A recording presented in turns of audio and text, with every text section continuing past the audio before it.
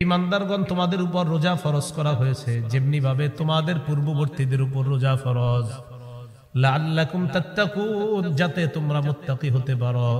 আইয়ামাম মা'দুদাত, গুনে গুনে কয়েকদিন, গুনে গুনে কয়েকদিন তোমাদের উপর রোজা ফরজ।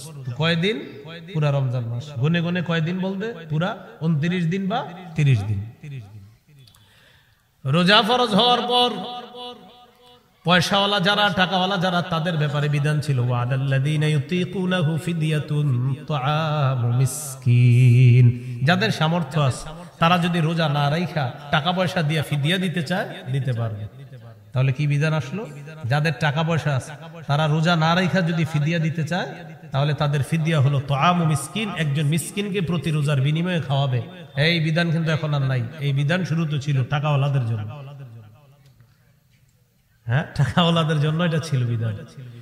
এরপর আল্লাহ তাআলা আয়াত নাযিল করে দিলেন, ফামান কানা মিনকুম মারিদান আও আলা সাফার ফাইদ্দাতুম মিন আইয়ামিন উখর ফামান শাহিদা মিনকুমুশ শাহরা ফালইয়াসুমহু। তোমাদের মধ্যে যে ব্যক্তি রমজান মাস পাবে, টাকাওয়ালাও যদি রমজান মাস পায় সেও রোজা রাখবে, গরিবও যদি রমজান মাস পায় সেও রোজা রাখবে। বিধান কি আসছে?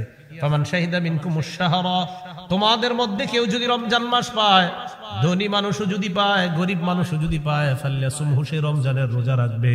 কি রাখবে? রমজানের রোজা।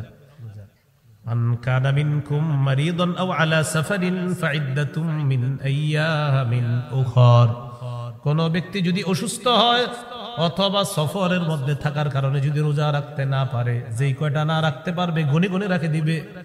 রমজানের পরে অন্য কোন সময় এই রোজাগুলা সে আদায় করবে। কোন ব্যক্তি যদি রোজা রাখতে না পারে গুনে রাখবে কয়টা রাখে নাই। কেন রাখে নাই? হয়তো অসুস্থতার কারণে, না হয় সফরে থাকার কারণে। তাহলে সফর অথবা অসুস্থতার কারণে যদি কেউ রোজা রাখতে না পারে গুনে রাখবে, কয়টা রাখতে পারলো না পরবর্তীতে সেইগুলা কি করে নিতে হবে? রাখতে হবে। বুঝে আসছেনি সবার? তাহলে এটার মাধ্যমে ওই যে টাকাওয়ালার টাকার বিধান রহিত হয়ে গেল। মানে আগে ছিল টাকা থাকলে দিয়ে দিবে, এখন আর টাকা না, এখন ওজর। বলেন কি? ওজর। ওজর ছাড়া কেউ রোজা ছাড়তে পারবে না। ওজর কি শিখলাম? হয়তো অসুস্থ, না হয় সফরে আছে। ওজর কয়টা শিখলাম? 2টা, হয়তো অসুস্থ, না হয় সফরে আছে। এই কারণে বেচায় রোজা রাখতে পারে নাই। তাহলে গুনে রাখবে কয়টা রাখতে পারলো না, পরবর্তীতে এই রোজাগুলা আদায় করে নিবে।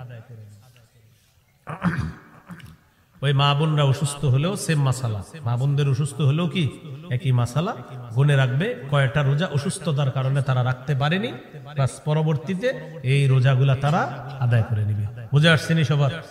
এক্ষেত্রে একটা মাসালা, মা বোনরা যদি শাওয়াল মাসে রোজাগুলো আদায় করে, কোন রোজা? ভাঙতি রোজা। মনে করেন আমাদের কোনো মা বোন আল্লাহ প্রদত্ত অসুস্থতার কারণে রমজানে 4টা 5টা 6টা রোজা রাখতে পারেনি, তো মনে করেন তার 5টা রোজা রাখা হয় নাই, তো তিনি এখন এই রোজাগুলা শাওয়ালে রাখা শুরু করছে। শাওয়ালের যে 6 রোজা ওইটার ফজিলত চাইলে সেটা আলাদা রাখতে হবে, আর এই ভাঙতি রোজা 5টা এটা আলাদা রাখতে হবে। বুঝে আসছেনি? অনেকে আবার চিন্তা করে যে শাওয়াল মাসে যদি নিয়তটা করে ফেলি, জি না, শাওয়ালের ফজিলতের নিয়তের রোজা আলাদা 6টা, আর যেই 5টা আপনি রাখতে পারেন না রমজানে, এই 5টা আলাদা রাখতে হবে। তাহলে উদাহরণস্বরূপ কেউ 5টা রোজা রাখতে পারে নাই রমজানে অসুস্থতার কারণে, এখন তিনি এই 5টা আদায় করলে এটা আলাদা আদায় করতে হবে। আর শাওয়ালের রোজার ফজিলত যদি অর্জন করতে চায় 6টা, তাহলে কয়টা হলো? 5 আর 6 11টা। হ্যাঁ, এরকম না যে আমি শাওয়াল মাসের রোজাও রাখলাম, নিয়ত করে ফেললাম, ভাঙতি রোজা না, হবে না। ভাঙতি রোজা আলাদা, শাওয়ালের ফজিলত আলাদা, এখানে তাদাখুল হবে না। তাহলে কি শিখলাম? 4র্থ ধাপ হলো ওজর ছাড়া কেউ রোজা ভাঙতে পারবে না। ওজর ছাড়া কেউ রোজা ভাঙতে পারবে না, টাকাওয়ালা হোক টাকা ছাড়া হোক, সবার উপর রোজা ফরজ। 3 নম্বর ধাপটা হলো রোজা ফরজ, তবে টাকাওয়ালাদের জন্য ছাড় ছিল। 4র্থ ধাপ, আর কারো জন্য ছাড় নাই, টাকাওয়ালা হোক টাকা ছাড়া হোক সবার জন্য রোজা ফরজ। হ্যাঁ, অসুস্থ বা সফরের মধ্যে থাকলে তখন যদি রোজা রাখতে না পারে গুনে গুনে রাখবে, কয়টা রোজা রাখতে পারলো না পরবর্তীতে আদায় করবে। বুঝে আসছেনি? তাহলে আমি আবার বলি, প্রথম ধাপ অভ্যাস, প্রথম ধাপ অভ্যাস। দ্বিতীয় ধাপ মুহররমের 10 তারিখের রোজা রাখো, এটা আদেশ করছে। তৃতীয় ধাপ রোজা ফরজ, তবে টাকাওয়ালাদের জন্য ছাড় ছিল। 4র্থ ধাপ আর ছাড় নাই, টাকাওয়ালা বা টাকা ছাড়া কারোর জন্য ছাড় নাই, সবাই রোজা রাখতে হবে। হ্যাঁ, অসুস্থ আর সফরে থাকলে এটা হলো ওজর। এই ওজরের কারণে যদি রাখতে না পারে পরবর্তীতে আদায় করতে হবে। মনে থাকবেন ইনশাআল্লাহ। তাহলে অভ্যাস, আদেশ, ফরজ, তবে একটু ছাড়, বাস সর্বশেষ ফরজ একটু ছাড়, মানে ওই যে টাকাওয়ালাদের জন্য 4 নাম্বার ফরজ, কোনো ছাড় নাই। তবে অসুস্থ যদি হয় সেটা তো ওজর মাসালা, সেটা ভিন্ন কথা। এই হলো রমজানের রোজা ফরজ হওয়ার 4টি ধাপ বললাম। এবার আমরা জানবো রমজানের রোজা প্রথম দিকে কষ্টকর ছিল। বলেন কি নিয়ম ছিল? কষ্টকর একটা নিয়ম ছিল। হাদিসটি আমি পরে বলি, আগে একটু বুঝাই আপনাদেরকে। মনে করেন আপনি সারাদিন রোজা রাখছেন, রাখার পরে আজকে ইফতারের সময়, কারণ ইফতারের সময় আপনি ইফতার না করে ঘুমায়া গেছেন, বাস এই ঘুমায়া যাইলে রোজা শুরু হয়ে গেছে। আবার আপনি ইফতার না করে ঘুমায়া গেছেন, এই যে ঘুমায়া গেলেন রোজা শুরু। এই রোজা শুরু মানে সারা রাত আর খাইতে পারবেন না, পরের দিন আবার খাইতে পারবেন না, পরের দিন গিয়ে ইফতার করতে হবে আপনার। তাহলে কষ্টকর, মানে ঘুমায় গেছেন, রোজা শুরু হয়ে গেছে। তো এটা ছিল কষ্টকর বিষয়। এরকম একটা ঘটনা ঘটে গেছে নবীজির যুগে। পরে আল্লাহ কষ্টটা একজন সাহাবীর কষ্টের প্রতি লক্ষ্য রেখে আল্লাহ গোটা উম্মতের জন্য এই কষ্ট সহজ করে দিচ্ছে।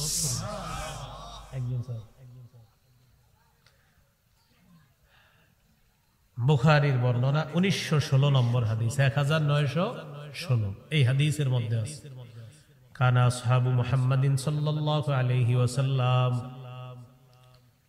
ইযা কানা আর-রাজুলু সাইমা ফানামা ক্বাবলা আন ইফতিরা লাম ইয়াকুল লাইলাতাহু ওয়ালা ইয়াওমা। নবীজির সাহাবীদের মধ্যে কেউ যখন রোজা রাখতেন, ইফতারির সময় যখন হতো, তখন ওই ব্যক্তি যদি ইফতার না করে ঘুমিয়ে যাইতেন, তাহলে ওই রাতে আর খেতে পারবে না, পরের দিনেও আর খেতে পারবে না, একদম ইফতারের সময় গিয়ে আবার ইফতার করবে। এটা ছিল আপনার শুরুর দিকে একটা কষ্টকর নিয়ম। নবীজির একজন সাহাবী, তার নাম কায়েস ইবনে সিরমাহ, মনে থাকবেনি? কায়েস ইবনে সিরমাহ, কি নাম? ওনার নামটা মনে রাখবেন। এই তার কষ্টের দিকে লক্ষ্য রেখে আল্লাহ গোটা উম্মতের জন্য কিয়ামত পর্যন্ত রমজানের রোজার বিধান সহজ করে দিয়েছেন। নাম কি? সিরমা। এই কায়েস ইবনে সিরমা তিনি রোজা ছিলেন। স্ত্রীর কাছে আসছে, আসার পর বললেন, হাল ইনদাকি তুআম, তোমার কাছে ইফতারি আছে, থাকলে আমাকে দাও। স্ত্রী জবাব দিলেন, লা ওয়ালাকিন আনতালিকু, ইফতারি নাই, তবে আমি যাইতেছি। আতলুবু লাকা, আমি দেখি আপনার জন্য কোনো কিছু ব্যবস্থা করে আনতে পারি কিনা। স্ত্রী গেলেন স্বামীর জন্য ইফতারি আনার জন্য। ইফতারি আনতে যাওয়ার পর সাহাবী কায়েস ইবনে সিরমা তিনি দিনের বেলা হাতের কাজ করতেন, কষ্টকর কাজ করতেন, কৃষি কাজ করতেন। ওয়া কানা ইয়ামাহু ইয়ামাল, ওই সময় তিনি দিনের বেলা কষ্টকর কাজ করতেন। ইফতারির অপেক্ষায় যখন বসে আছে, গলাবাত আইনা, তার চোখ দুইটা লেগে লেগে আসতেছে, ঘুম ঘুম ভাব, ওই যে ক্লান্ত শ্রান্ত কঠিন। ফাগলাবাত আইনা, তার দুই চোখ তাকে পরাজিত করে দিয়েছে। পরাজিত করার পর সাহাবী ঘুমায় গেছে কায়েস ইবনে সিরমা। তার স্ত্রী আসছে, আসার পর স্বামীকে লক্ষ্য করে বললেন, খাইবাতান লাক, আহারে আপনার কত কষ্ট হবে, আপনি তো বঞ্চিত হয়ে গেলেন ইফতার থেকে। এর মানে আজকে সারাটা রাত না খেয়ে আবার রোজা রাখতে হবে, আগামীকাল সারাদিন রোজা রাখা, এরপরে কালকে গিয়ে ইফতার পাবেন। এর মানে কি হলো ঘটনাটা দেখেন, উনি আজকের রোজাটা যখন থেকে শুরু করছে, আজকে ইফতার পর্যন্ত কিছু খাইলো না, আবার এখন ঘুমায় যাওয়ার কারণে রোজা শুরু, এই সারাটা রাত থাকতে হবে এইভাবে, আবার আগামীকাল থাকতে হবে, টোটাল পুরা 2টা দিন একটা রাত হয়ে যাচ্ছে না খাওয়া।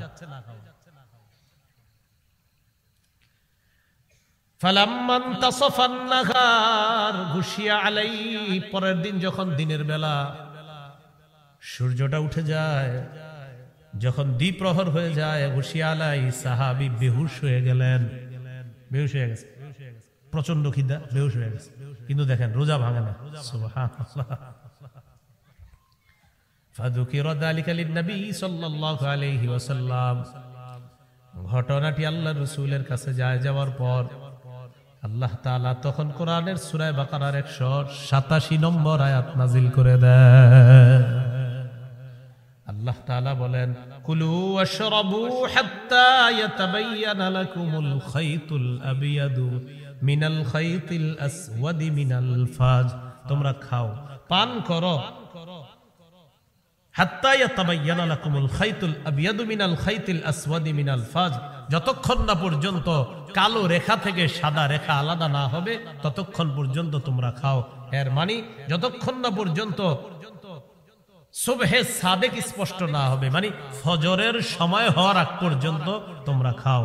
ফজরের আগের সময়টা হলো আপনার কালো, এই কালো অংশ না যাওয়া পর্যন্ত তোমরা খাও। আমি আল্লাহ বিধান দিয়ে দিলাম, এখন আর রাতের বেলা ঘুমাইলেও আর রোজা শুরু হবে না, বরং ঘুমায়া ঘুমায়া অনেকক্ষণ পর সাহারির সময় উঠাও যদি কেউ খাও, বাস শুধু দেখবা ফজরের সময় হয়েছে কিনা, ফজরের সময় না হওয়া পর্যন্ত বাস খাও, কোনো সমস্যা নাই।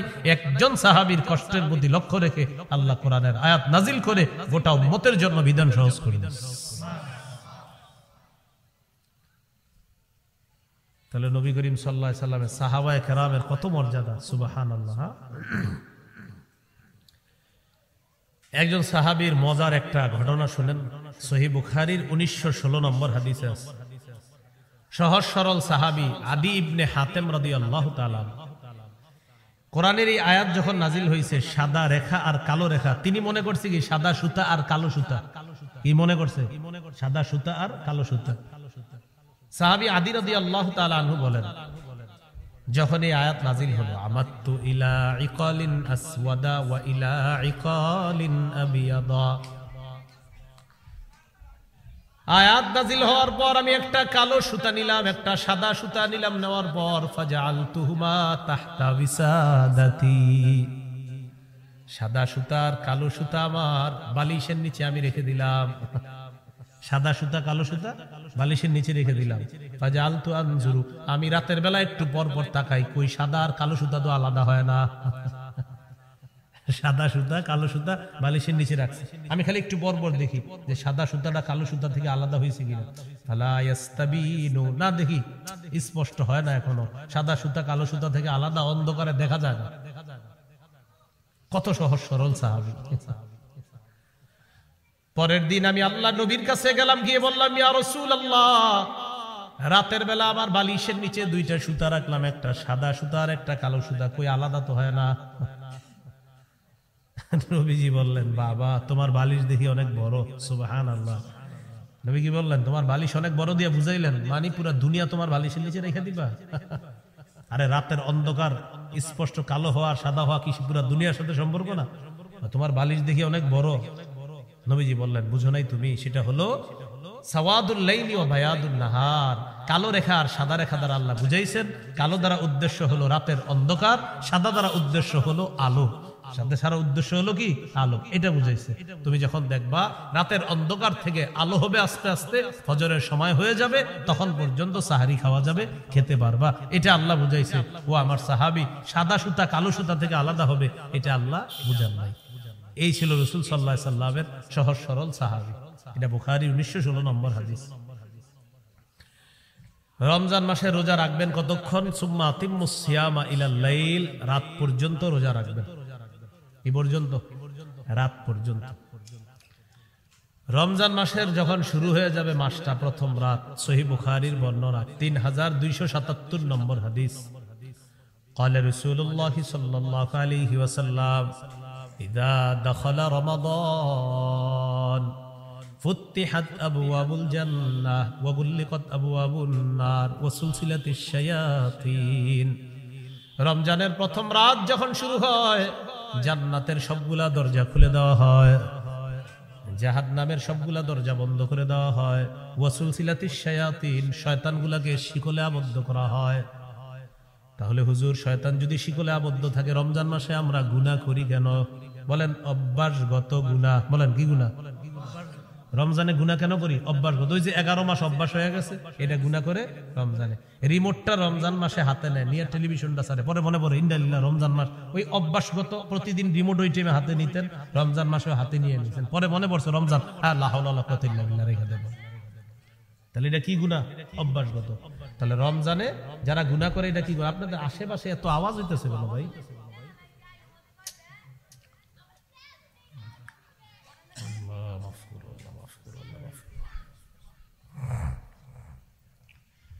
আস্তাগফিরুল্লাহ, আস্তাগফিরুল্লাহ, আস্তাগফিরুল্লাহ।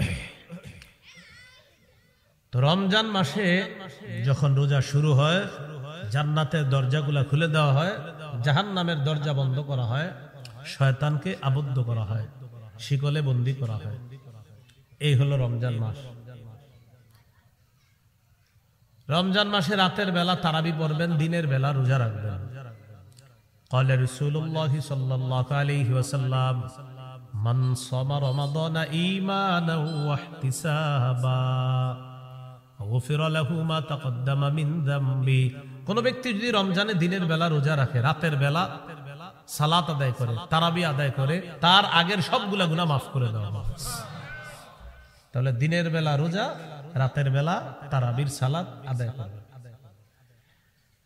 রমজান মাস শুরু হয়ে গেল, রাতের বেলা আপনি প্রথম দিন তারাবি পড়লেন, পড়ার পর রাতটা যাবে, এরপর সাহারি খাবেন। সাহারি আমরা খাবো ইনশাআল্লাহ, মুসলমানরা বলেন ইনশাআল্লাহ। সাহারি মিস করবেন না। অনেকে কি করে ইচ্ছা করে সাহারি না খায়া বুঝায় যে না খায়া রাখতেছে রোজা। আপনার কি কইছি এরকম না খায়া রাখতে? হ্যাঁ, ইচ্ছা করে কাম করবেন না, সাহারি খাবেন, বলেন ইনশাআল্লাহ। হ্যাঁ, সাহারি খেতে হবে। কেন সাহারি খাবো? قال رسول الله صلى الله عليه وسلم تسحروا فإن في السحور بركة। তোমরা সাহারি খাও, সাহারির মধ্যে বরকত আছে। সুবহানাল্লাহ, বলেন সাহারিতে কি আছে? বরকত। সহিহ বুখারীর 1923 নম্বর হাদিস এটা। সহিহ বুখারীর 1921 নম্বর হাদিসে আছে। عن زيد بن ثابت رضي الله تعالى عنه تسحرنا مع رسول الله صلى الله عليه وسلم। আমরা নবীজির সাথে সাহারি খেয়েছিলাম। এখান থেকে বোঝা যায় সাহারি খাওয়া আল্লাহর নবীর অভ্যাস, সাহাবীদের অভ্যাস। আরেকটা জানলাম সাহারি খাওয়া এটা বরকত। বলেন সাহারির মধ্যে কি আছে? বরকত আছে। অন্য হাদিসে আছে قال رسول الله صلى الله عليه وسلم হালুম্মু ইলাল গাদাইল মুবারাক। আসো তোমরা বরকতপূর্ণ খাদ্যে অংশগ্রহণ করো। এই সাহারির সময় নবী বলেন আসো বরকতপূর্ণ খাদ্যে অংশগ্রহণ করো। সাহারি যারা খাবে তাদের উপর আল্লাহর রহমত নাজিল হবে, ফেরেশতারাও তাদের জন্য দোয়া করবে। তো আল্লাহর রহমত দরকার আসেনি সবার, এই জন্য সাহারি খাবেন। ইন্নাল্লাহা ওয়া মালাইকাতাহু ইউসাল্লুনা আলাল মুতাসাহহিরিন। যারা সাহারি খায় তাদের উপর আল্লাহ তাআলা রহমত নাজিল করেন, আর তাদের জন্য ফেরেশতারা দোয়া করতে থাকে, আল্লাহ যারা সাহারি খায় তাদেরকে আপনি মাফ করে দেন, তাদেরকে আপনি কি করে দেন? মাফ করে দেন। এই জন্য আমরা সাহারি খাবো। সাহারির মধ্যে প্রতিদিন খেজুর রাখবেন, 1-2টা খেজুর রাখবেন। ক্বালা রাসূলুল্লাহি সাল্লাল্লাহু আলাইহি ওয়াসাল্লাম নি'মা সাহুরুল মুমিনি আত-তামার। নবীজি বলেন মুমিনের সর্বশ্রেষ্ঠ সাহারি হলো খেজুর। খেজুর হলো মুমিনের সর্বশ্রেষ্ঠ একটা সাহারি। এজন্য সাহারির সময় খেজুর রাখবেন, প্রতিদিন 1টা 2টা 3টা খেজুর রাখবেন, মিস করবেন না খেজুর। সাহারির সময় খেজুর রাখবেন। খেজুর পুষ্টিকর খাদ্য। সাহারি দেরি করে করবেন, ইফতারি তাড়াতাড়ি। ক্বালা রাসূলুল্লাহি সাল্লাল্লাহু আলাইহি ওয়াসাল্লাম আজ্জিলুল ইফতার ওয়া আখিরুস সাহুর। ইফতারি তাড়াতাড়ি করবা আর সাহারি বিলম্ব করে করবা। সাহারি একটু দেরি করে করবা আর ইফতারি একটু তাড়াতাড়ি করবা। মনে থাকবেন ইনশাআল্লাহ। আল্লাহ তৌফিক দান করেন। তাহলে সাহারি বরকতি খাদ্য, আর সাহারির মধ্যে খেজুর রাখা এটা সবচেয়ে একটা দামি খাদ্য। এই খেজুরটা সাহারির মধ্যে রাখার চেষ্টা করব, আল্লাহ তৌফিক দান করেন। এইগুলো আপনার আজকের দ্বিতীয় আলোচনা। 3 নাম্বার আলোচনা রমজানে রোজা রাখার ফজিলত। নাসাইর বর্ণনা। قال رسول الله صلى الله عليه وسلم كل عمل ابن آدم له إلا الصيام فإنه لي وأنا أجزي به। আদম সন্তান যত আমল করে সব নিজের জন্য করে, আমল করে প্রতিদান পেয়ে যায়, আমল করে নিজের জন্যই প্রতিদানটা পেয়ে যাবে, আমল করবে প্রতিদান পেয়ে যাবে। শুধুমাত্র রোজা ব্যতীত আল্লাহ তাআলা বলেন ফাইন্নাহু লি ওয়া আনা আজজি বিহি। আল্লাহ তাআলা বলেন, বান্দা রোজা আমার জন্য রাখে, আমি আল্লাহ তাকে রোজার প্রতিদান দিয়ে দেই। তাহলে বলেন রোজা কার জন্য রাখি আমরা? এই জন্য আল্লাহ বলেন রোজা আমার জন্য, আমি রোজার প্রতিদান দিয়ে দেই। রোজার সাথে কোনো কিছুর তুলনা হয় না। হ্যাঁ, রোজার সাথে কোনো কিছুর কি হয় না? তুলনা হয় না। এক সাহাবী আল্লাহ রাসূলের কাছে গেলেন, যাওয়ার পর বললেন, ইয়া রাসূলুল্লাহ, এমন একটা আমল আমাকে শিখায়া দেন যেটা আমি আপনার কাছ থেকে গ্রহণ করব। নবীজি বললেন, আলাইকা বিস-সাওম ফাইন্নাহু লা মিসলা লাহু। তুমি রোজা রাখো, রোজার কোনো বিকল্প নাই। তুমি রোজা রাখো, রোজার কোনো বিকল্প নাই। তাহলে রাসূল সাল্লাল্লাহু আলাইহি সাল্লাম বললেন রোজার কোনো বিকল্প নাই। রোজার কি নাই? বিকল্প নাই। আল্লাহ আমাদের সকলকে রোজা রাখার তৌফিক দান করেন। রোজা রাখবেন, সবাই রোজা রাখবেন, রোজা কেউ মিস করবেন না। সাহারির সময় ছেলেরে উঠায় না, মা বাবা আদর করে উঠায় না। বাবা ডাক দেয়, মাম্মা বলে কি না থাক, ছোট মানুষ উঠায় না। 21 বছরের শিশুরে উঠায় না, স্বাস্থ্য নষ্ট হয়ে যাবে এই টেনশনে উঠায় না। আল্লাহ হেফাজত করেন। সাবধান, রোজা ছেড়েন না, রোজা ভুলেও ছেড়েন না, রোজা রাখবেন, সবাই রোজা রাখবেন। রমজান মাস আসলেই একদল অটো রোগীর আবির্ভাব হয়। তারা হলো হুজুর গ্যাস হয়, মানে গ্যাস হয় এটা হ্যাঁ হুজুরে বললে, হুজুর যদি বলে হ আপনার গ্যাস হয়, যে গ্যাস্ট্রিকের সম্পর্ক হুজুরের সাথে না ডাক্তারের সাথে? আরে বলেন না কার সাথে? ডাক্তারে গিয়ে সত্যি করে জিজ্ঞাসা করবেন, দিনদার ডাক্তারে, যে আসলে ডাক্তার সাহেব আমার কি গ্যাসের কারণে আমি রোজায় কোনো সমস্যা হবে? হ্যাঁ হুজুরে জিজ্ঞাসা করে, হুজুরে যেন বলে যে না আপনি রোজা রাখেন না। যারা রমজানে গ্যাস্ট্রিকের মাসালা জিজ্ঞাসা করে, এর মধ্যে মনে রাখবেন 100 জন যদি জিজ্ঞাসা করে, এর মধ্যে 95 জনের কোনো রোগ নাই। মানে সে মনে করে হুজুর যদি বইলা ফেলে আমি বেঁচে গেছি। ভাই আপনি নিজে জানেন, হুজুর বলবে আপনার কথার উপর ভিত্তি করে হয়তো হুজুর মাসালা দিবে, আপনি যা বলবেন উনি তো আলোকে মাসালা দিবে। আপনি তো জানেন আসলে কি আপনি গ্যাস্ট্রিকের রোগী কিনা, এটা আপনি ভালো করে জানেন। আর এগুলো ফাও কথা। রমজান মাসে অন্য মাসের চাইতে মানুষ অনেক ভালো থাকে, মুসলমানরা কি থাকে? ভালো থাকে। উপায় কি? গ্যাস্ট্রিক। রোজা রাখবেন, আল্লাহ আমাদের সকলকে রোজা রাখার তৌফিক দান করেন। রমজান মাসে রোজা রাখবো, এটা হলো এই হলো আজকে 3 নাম্বার আলোচনা, রোজার অনেক ফজিলত। রাসূলুল্লাহ সাল্লাল্লাহু আলাইহি সাল্লাম বলেন, আস-সিয়ামু জুন্নাতুন কা জুন্নাতি আহাদিকুম মিনাল কিতাল। লড়াইয়ের ময়দানে যেমন ঢাল থাকে তোমাদের ঢাল, রমজান জাহান্নাম থেকে বাঁচার ঢাল। রমজান জাহান্নাম থেকে মুক্তির ঢাল। মুক্তির কি ঢাল? জাহান্নাম থেকে মুক্তির ঢাল হলো রমজান।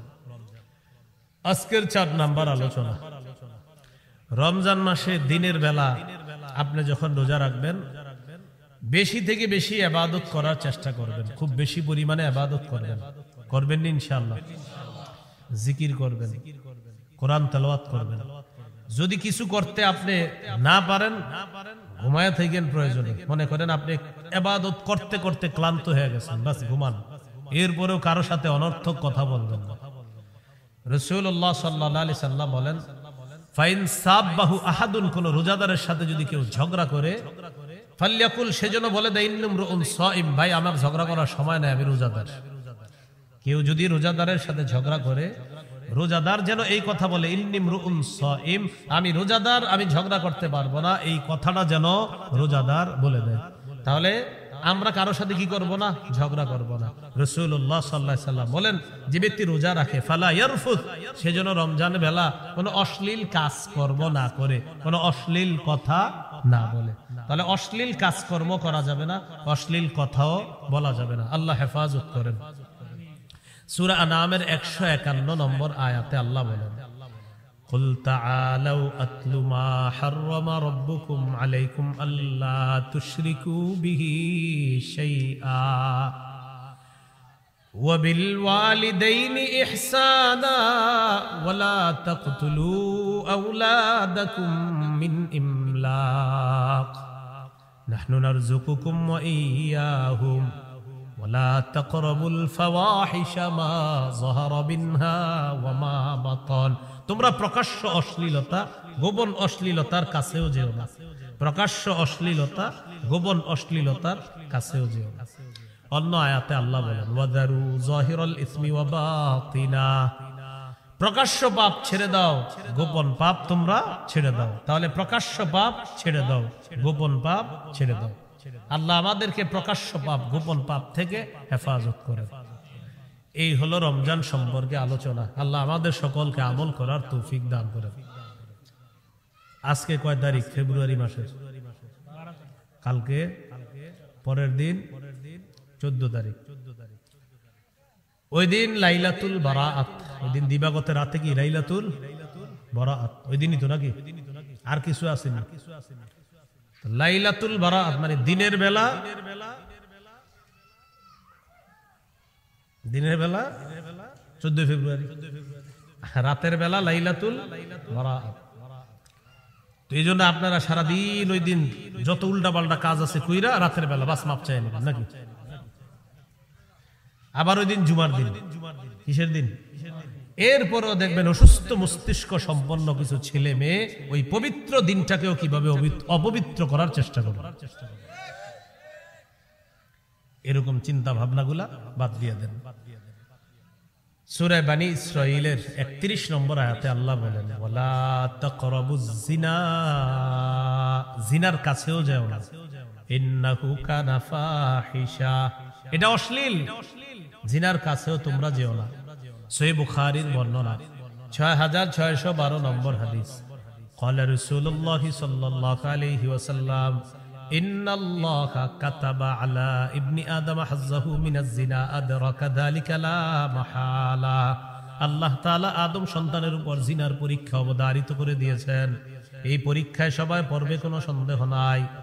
ফাজিনাল আইনি আন-নজরু, চোখের জিনা হলো দেখা, ওয়া জিনাল লিসান আল মানতিক, মুখের জিনা হলো কথা বলা, ওয়ান নাফসু তামান্না ওয়া তাশতাহি, অন্তর কল্পনা করবে, এটা অন্তরের জিনা। মোবাইলে কথা বললেন, কানের জিনা। মুখের জিনা অন্তরে অনুভব করলেন, এটা অন্তরের জিনা। মোবাইলে আপনি SMS লিখলেন, এটা হাতের জিনা। তার সাথে দেখা করতে যাবেন, পা দিয়ে হেঁটে হেঁটে রওনা করবেন, পায়ের জিনা। কিসের জিনা? পায়ের জিনা। আল্লাহ হেফাজত করেন। তাহলে এই জিনাগুলার কাছেও যাওয়া যাবে না, এগুলার চিন্তা ভাবনাও করা যাবে না। মুমিনের ভালোবাসা হবে আল্লাহর জন্য, মুমিনের ভালোবাসা রাসূলের জন্য, মুমিনের ভালোবাসা জিহাদের জন্য। কি বুঝে আসছেন কথাটা? আল্লাহ তাআলা বলেন, ওয়াল্লাযীনা আমানু আশাদ্দু হুব্বাল লিল্লাহ, যারা ঈমানদার তারা বেশি ভালোবাসে আল্লাহকে, আল্লাহর প্রতি তাদের সবচেয়ে বেশি ভালোবাসা। সূরা আলী ইমরানে আল্লাহ বলেন, কুল ইন কুনতুম তুহিব্বুনাল্লাহ ফাত্তাবিউনি ইউহিব্বুকুমুল্লাহ। নবী আপনি বলেন, তোমরা যদি আল্লাহকে ভালোবাসো তাহলে আমার অনুসরণ করো, ইউহিব্বুকুমুল্লাহ, যদি আমার অনুসরণ করো আল্লাহ তোমাদেরকে ভালোবাসবেন। ওয়া ইয়াগফির লাকুম যুনুবাকুম, তোমাদের গুনাহগুলো আল্লাহ মাফ করে দিবেন। এখন নবীজির ইত্তেবা কিভাবে করব? ক্বালা রাসূলুল্লাহ সাল্লাল্লাহু আলাইহি ওয়াসাল্লাম, মান আহাব্বা সুন্নতি ফাকাদ আহাব্বানি ওয়া মান আহাব্বানি কানা মাই ফিল জান্নাহ। যে ব্যক্তি আমার সুন্নত ভালোবাসে, মুহাব্বত করে, সে আমাকে মুহাব্বত করে, যে আমাকে মুহাব্বত করে সে আমার সাথে জান্নাতে থাকবে। ক্বালা রাসূলুল্লাহ সাল্লাল্লাহু আলাইহি ওয়াসাল্লাম, লা ইউমিনু আহাদুকুম হাত্তা আকুনা আহাব্বা ইলাইহি মিন ওয়ালিদিহি ওয়া ওয়ালাদিহি ওয়ান নাসি আজমাইন। নবী বলেন, তোমাদের মধ্যে কোন মানুষ ততক্ষণ পরিপূর্ণ ঈমানদার হতে পারবে না যতক্ষণ আমি নবী তার কাছে তার মা বাবা, তার আত্মীয় স্বজন, তার ভাই বোন, সারা পৃথিবীর সবার চাইতে বেশি প্রিয় না হব, ততক্ষণ পর্যন্ত তোমাদেরকেও পরিপূর্ণ ঈমানদার হতে পারবে না। তাহলে নবীকে সবচেয়ে বেশি ভালোবাসতে হবে যদি পরিপূর্ণ ঈমানদার হতে চাই। আল্লাহকে সবচেয়ে বেশি ভালোবাসতে হবে। সূরা তাওবা 24 নম্বর আয়াতে, আল ইন কানা আবাউকুম, যদি তোমাদের মা বাবা, ওয়া আবনাউকুম, যদি তোমাদের সন্তান, ওয়া ইখওয়ানুকুম, যদি তোমাদের ভাই বোন, ওয়া আজওয়াজুকুম, যদি তোমাদের স্ত্রী, ওয়া আশিরাতুকুম, যদি তোমাদের পরিবার, ওয়া আমওয়ালুন ইখতারাফতুমুহা, যদি তোমাদের সম্পদ, ওয়া তিজারাতুন তাখশাউনা কাসাদাহা, যদি তোমাদের ব্যবসা, ওয়া মাসাকিনু তারদাউনাহা, যদি তোমাদের প্রিয় বাসস্থান, আহাব্বা ইলাইকুম মিনাল্লাহ, আল্লাহর চেয়ে বেশি প্রিয় হয়ে যায়, ওয়া রাসূলিহি, রাসূলের চাইতে বেশি প্রিয় হয়ে যায়, ওয়া জিহাদিন ফি সাবিলি, জিহাদের চাইতে বেশি প্রিয় হয়ে যায় ফাতারাব্বাসু হাত্তা ইয়াতিয়াল্লাহু বিআমরি, তাহলে অপেক্ষা করো, আল্লাহ তাআলা গজবের অপেক্ষা করো, যে গজব আল্লাহ তোমাদেরকে দিবেন, বলি না আউযুবিল্লাহ। তাহলে ভালোবাসতে হবে বেশি আল্লাহকে, রাসূলকে, জিহাদকে। তো আমাদের ভালোবাসা কার জন্য?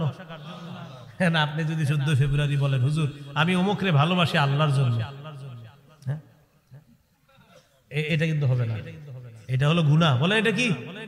একটা যে মেয়ের সাথে আপনার দেখা দেওয়া হারাম, কথা বলা হারাম, তারে এইগুলা বলা যে তারে ভালোবাসেন আল্লাহর জন্য, এই সমস্ত কথা, আর তার সাথে আপনি ওই যে ভয়ঙ্কর অপরাধ, প্রেম ইত্যাদি বিষয়গুলা, এগুলা হলো অপরাধ, এগুলা জিনা, এগুলা সঠিক কথা না, এগুলা কি কথা না, সঠিক কথা না। হ্যাঁ, মুসলমানকে আল্লাহর জন্য ভালোবাসা, এটা ব্যাপক। যেমন আমি আপনাদের সকলকে ভালোবাসি, আপনারা আমাকে ভালোবাসেন আল্লাহর জন্য, এটা হলো ভালোবাসা। কিন্তু ওই যে যেটা সেটা বলতেছেন, মানে এটা হলো ভালোবাসা, মানে ওই যে আপনার নোংরামি। তো নোংরামিটা কি ভালোবাসা? আরে বলেন এটা নাকি ভালোবাসা না নোংরামি? নোংরামির নাম ভালোবাসা কিভাবে হয়? এই জন্য হাদিসে আসছে মান আহাব্বা লিল্লাহ, প্রকৃতপক্ষে যে আল্লাহর জন্য কাউকে ভালোবাসে, ওয়া আবগাদা লিল্লাহ, আবার আল্লাহর জন্য ঘৃণা করে, ওয়া আ'তা লিল্লাহ, আল্লাহর জন্য দান করে, ওয়া মানা'a লিল্লাহ, আবার আল্লাহর জন্য দেয় না, দেয় আল্লাহর জন্য, আবার আল্লাহকে খুশি করার জন্য দেয় না। যেমন ভালো কাজে দান চাইছেন, দিয়ে দিছে, খারাপ কাজে চাইছে, দেয় না। তো দিল ভালো কাজে কার জন্য? আবার খারাপ কাজে যে দিল না, সেটাও কার জন্য? ফাকাদ ইসতাকমালাল ঈমান, সে তার ঈমানকে পরিপূর্ণ করলো, সে তার ঈমানকে কি করলো? পরিপূর্ণ। তো এই যে কয়জন ওয়াজটা শুনতেছেন, আপনারা এই নোংরামিটা থেকে বেঁচে থাকেন, বাস। আপনি আরো 10 জনকে বলে দেন যে এটা নোংরামি, এটা অশ্লীলতা, এটা জিনা, এটা বেহায়াপনা। আল্লাহ আমাদেরকে হেফাজত করেন। সেই দিনকে কেন্দ্র করে আমাদের মেয়ে যারা আছে, আপনি আপনার সন্তান, আপনার মেয়েটাকে আপনি ঘরে আটকে রাখেন, আপনার বোনকে আপনি ঘরে আটকে রাখেন। কেন? قال رسول الله صلى الله عليه وسلم المرأة عورة فإذا خرجت استشرفها الشيطان। কোন মেয়ে যখন রাস্তায় বের হয়, মেয়ে হলো ঢেকে রাখার জিনিস, একটা মেয়ে যখন রাস্তায় বের হয়, ইস্তাশরাফাহা শায়তান, শয়তান তাকে অন্যদের কাছে মোহনীয় রূপে, মোহনীয় ভঙ্গিতে উপস্থাপন করে। শয়তান অন্যদেরকে খোঁচা মারে যে মেয়েটার দিকে তাকাও, তাকে মোহনীয় রূপে উপস্থাপন করে অশ্লীলতার মধ্যে যুবকদেরকে ফেলার জন্য ফাঁদ পাতে শয়তান। তাহলে নারী হলো ঢেকে রাখার জিনিস, নারী পর্দার বাহিরে যাওয়ার জিনিস না। তাহলে এই অশ্লীলতা থেকে আমরা আমাদের সমাজকে হেফাজত করতে হবে।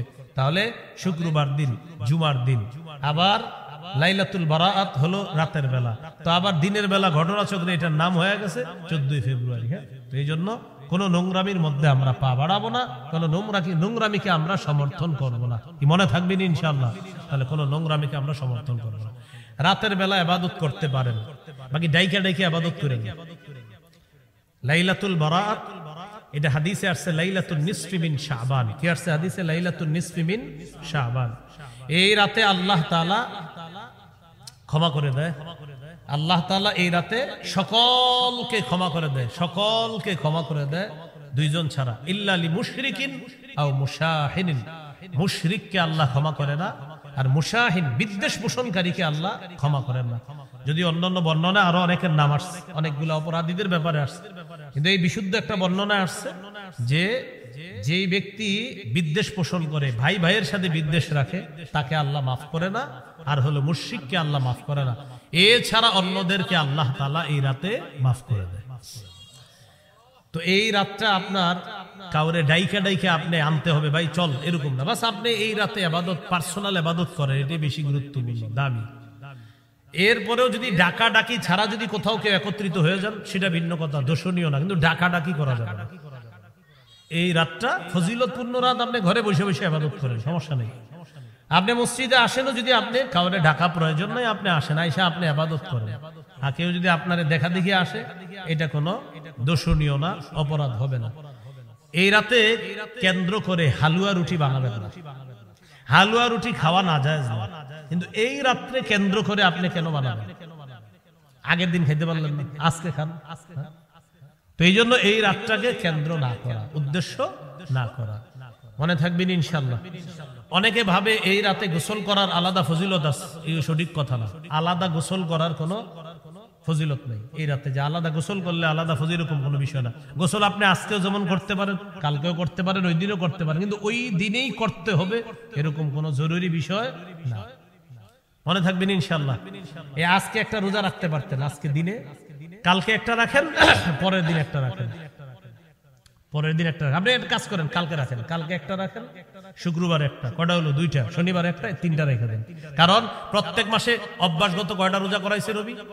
তাহলে আপনি ওই ফজিলত পেয়ে গেলেন।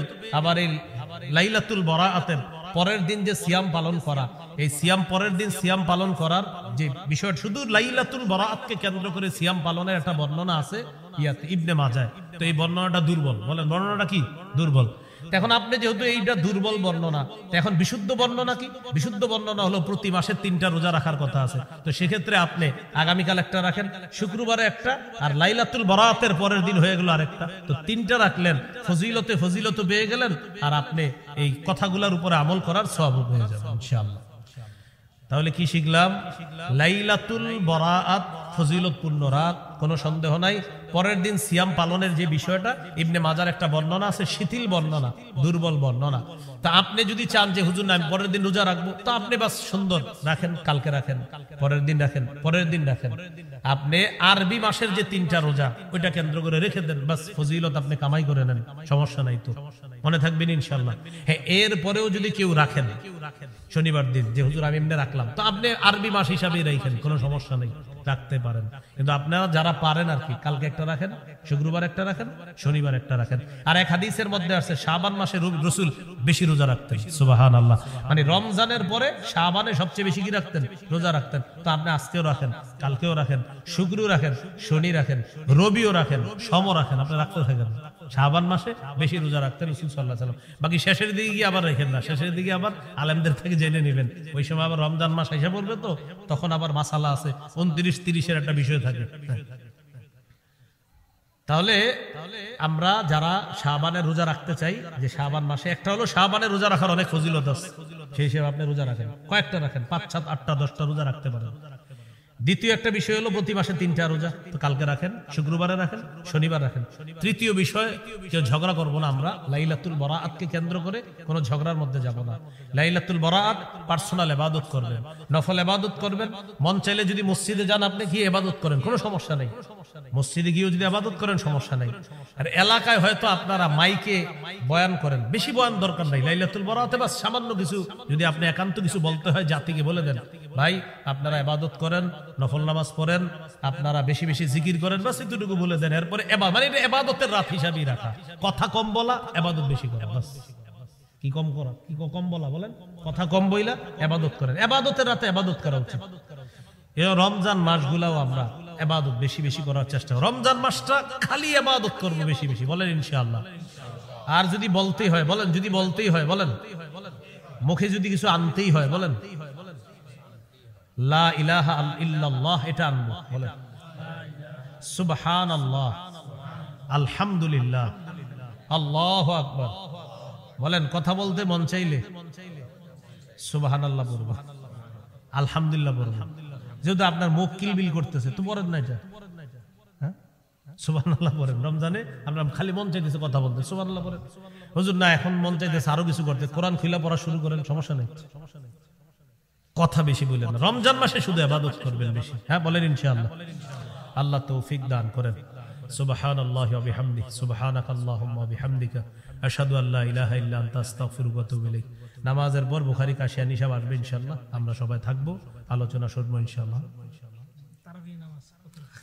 তারাবির নামাজ সাহাবায়ে কেরামের ইজমা, 20 রাকাতে পড়েন, ঝগড়া করেন না। 20 রাকাত পড়বে, সাহাবায়ে কেরামের ঐক্যমত। তারাবি 20 রাকাত, এটা সাহাবায়ে কেরামের ঐক্যমত। এই ব্যাপারে আমার লম্বা লেকচার আছে, আলোচনা আছে, শুনে নেবেন। কিন্তু আবারও বলছি, ঝগড়া করেন না। সাহাবায়ে কেরামের ইজমা, ইজমা মানে ঐক্যমত। তারাবি 20 রাকাতের ব্যাপারে কি সাহাবায়ে কেরামের ঐক্যমত আছে। 20 রাকাতই পড়েন, হ্যাঁ ইনশাআল্লাহ 20 রাকাত পড়েন, ঠকবেন না, 20 রাকাতই পড়েন। এটা সাহাবায়ে কেরামের ঐক্যমত। রমজান মাস আসলেই ইবলিস তো রমজানে থাকবে না, এই জন্য আগে থেকে আমাদেরকে মনে করেন ইবলিস পুরা কিছু বিষয় নিয়ে আসে আমাদের সামনে রমজানের আগে, আইনা বুঝায় রমজান মাস তোদেরকে রেখে গেলাম আমি। এই জন্য দেখবেন রমজান মাসে আপনি দিনের বেলা তেলাওয়াত করবেন বসে বসে, হঠাৎ একজন আপনার পাশে এসে বলবেন, বৈশা হঠাৎ আপনারা বলবে ভাই কি অবস্থা, আচ্ছা কি দরকার আছে আপনি হ্যাঁ এটা জিজ্ঞাসা করে এখন হ্যাঁ তেলাওয়াত করতেছ। তো এটা বলার পরে আপনি বলবেন কি ভাই একটু দাঁড়ান, মানে ওনার নিয়ত ছিল যে আমি 3 পারা পড়বো, কয় পারা? এখন উনি 1 পারা পড়ার পরে ওই যে পাশে একজন এসে বসে না, পরে কয় ভাই একটু দাঁড়ান, 1 পারা পড়ার পরে কোরআন বন্ধ করে বলতেছে বলেন কি বলবেন? কয় কি অবস্থা, কেমন চলতেছে, রোজা রাখছেন? আলহামদুলিল্লাহ রাখছেন। তারাবি পড়ছেন? হ্যাঁ। কয় রাকাত পড়ছেন? আচ্ছা আপনি এটা কি দরকার ছিল এরা এসে জিজ্ঞাসা করা? রমজান মাসে দিনের বেলা বেড়ায় তো 3 পারা পড়তো, এই যে আপনি আইসা ডিউটিটা পালন করতেছেন কার? ওই যে যিনি রেখে গেছে ওনারে তেলাওয়াত করতে দেন, উনি তো এটা ভালো কাজে আছে, কেন ওনার সাথে এসে কথা বলা শুরু করলেন? আপনারা একটু বুঝান আমারে যে উনি যে তেলাওয়াত করতেছিল এটা কি কেউ বলবে এটা কোনো অন্য কাজ? আর তেলাওয়াতের কাজটা এটা শ্রেষ্ঠ একটা কাজ না? তো কি দরকার ছিল ওনার পাশে গিয়ে আপনার বসা? আমারে বুঝান। এক ব্যক্তি মসজিদে বসে বসে তাসবিহ পড়তেছে, আস্তাগফিরুল্লাহ আস্তাগফিরুল্লাহ আস্তাগফিরুল্লাহ, পাশে গিয়ে আসসালামু আলাইকুম, কেন আপনি সালামটা একটু পরে দিতে পারলেন? ওনারা দেন, জিকির করতে দেন। এই এক অসুস্থতা আমাদের মধ্যে। আজকে মাগরিবের পরে তেলাওয়াত করতেছে একটা ছেলে এখানে বসে, এর মধ্যে আমার গিয়ে আপনারা 5-6 জন সালাম দিতেছেন, একজন না তেলাওয়াত করতেছে, কেন আমারে সালাম দিচ্ছেন? বারবার এমন করতেছে, বুঝতেছেন না? হুজুর আপনার মুসাফা করবো, আর একজন তো তেলাওয়াত করতেছে। আপনার তেলাওয়াতের সময় কি দরকার আছে আমার সাথে মুসাফা করা? এখন শোনেন তেলাওয়াত, কষ্ট নিয়েন না। আজকে যে তেলাওয়াত হইলো যখন অনেকে আমার সাথে মুসাফা করে, আপনি মুসাফা করার সুযোগ পান কিভাবে? ওই সময় তো তেলাওয়াত আমিও শুনবো আপনিও শুনবেন। আপনি তো হুজুর, তো আমি হুজুরই শিখেছি, তেলাওয়াত করতেছে না, কোরআন শ্রেষ্ঠ কাজ চলতেছে, ওই হিসেবে মুসাফা করতেছেন কেন?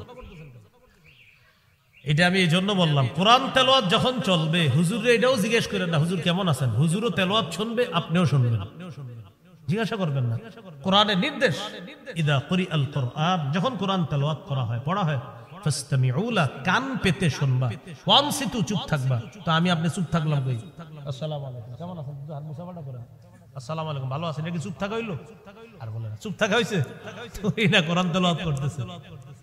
এই জন্য কোরআন তেলাওয়াত যখন শুরু হবে কোনো মাহফিলে, বাস আপনারা আমার মহব্বতের, আমিও আপনাদের মহব্বতের দাবি, কোন মাহফিলে তেলাওয়াত শুরু হলে যে যেখানে থাকবেন ওই অবস্থায় তেলাওয়াত শুনতে চান, বাস শুনতে থাকবেন।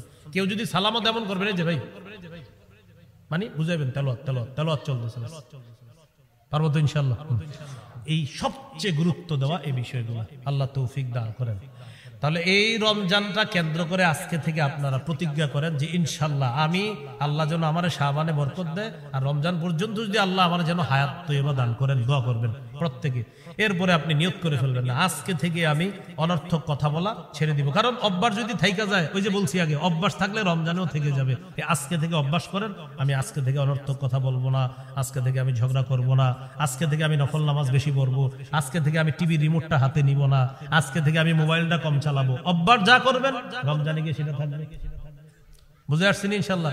অনেকে কি করে ভাই রমজানটা আইসা পড়তেছে, যা করার কইরা লই, মানে রমজান আর করবে না, এরকম করেন না। আজকে থেকে গুনাহ ছেড়ে দেন, যে আজকে থেকে আমি অনর্থক কথা বলবো না, আজকে থেকে আমি মোবাইল বেশি চালাবো না, আজকে থেকে আমি টিভি রিমোট হাতে নিব না, আজকে থেকে আমি নফল বেশি পড়বো, আমি শাবান মাসে কিছু বেশি রোজা রাখার চেষ্টা করব। অভ্যাসটা ভালো করেন, রমজানে গিয়ে ভালো অভ্যাসটা থেকে যাবে ইনশাআল্লাহ। আল্লাহ তৌফিক দান করেন। সুবহানাল্লাহি ওয়া বিহামদি, সুবহানাকাল্লাহুম্মা বিহামদিকা, আশহাদু আল্লা ইলাহা ইল্লা আনতা, আস্তাগফিরুকা ওয়া আতুবু ইলাইক। আমিন ওয়া আখিরু দাওয়ানা আলহামদুলিল্লাহি রাব্বিল আলামিন। ওই মিম্বরের আমানত যাদের লাগবে গাড়ি থেকে সংগ্রহ করে নেন, পড়েন, এগুলো পড়েন, রমজান মাসে পড়েন, কাজে লাগবে। 1 থেকে 8 খণ্ড মিম্বরের আমানত। প্রথম খণ্ডে সন্তানের 64টা অধিকার, দ্বিতীয় খণ্ডে শিরিক বেদাত, তৃতীয় খণ্ডে হালাল হারাম, চতুর্থ খণ্ডে স্বামী স্ত্রীর অধিকার, পঞ্চম খণ্ড লা ইলাহা ইল্লাল্লাহর ব্যাখ্যা, ষষ্ঠ খণ্ড নামাজ সম্পর্কে আলোচনা, সপ্তম খণ্ড মাসালা মাসাইল, অষ্টম খণ্ড মাসালা মাসাইল, সপ্তম খণ্ড পাকনা পাকির মাসালা, অষ্টম খণ্ডে নামাজের মাসালা। যাদের প্রয়োজন হবে গাড়ি থেকে সংগ্রহ করে নিতে পারেন মিম্বরের আমানত।